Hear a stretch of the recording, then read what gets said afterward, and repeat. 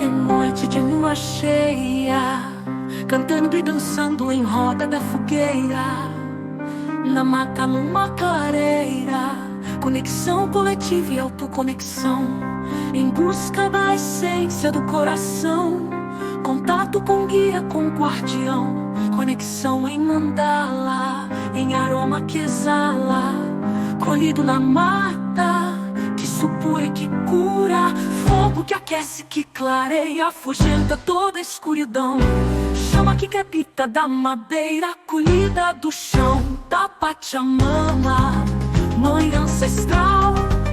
Ó Pachamama, nossa mãe comum, Nananina, teus filhos que errantes estão em passagem nesta travessia, Romaria.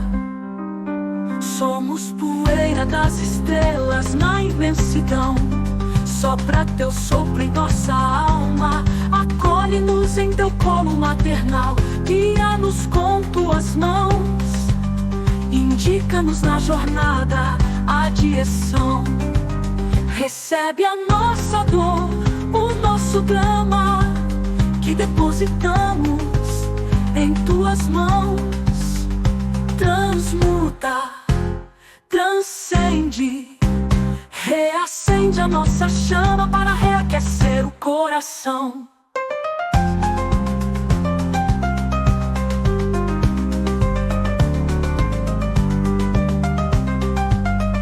Na cadência do tambor segue pulsando nosso coração, mantras ancestrais abrem nossos canais, gerando conexões com quem a partilha da vivência, com a mãe terra que acolhe, que nutre, principalmente a autoconexão, quer fluir direto ao nosso coração.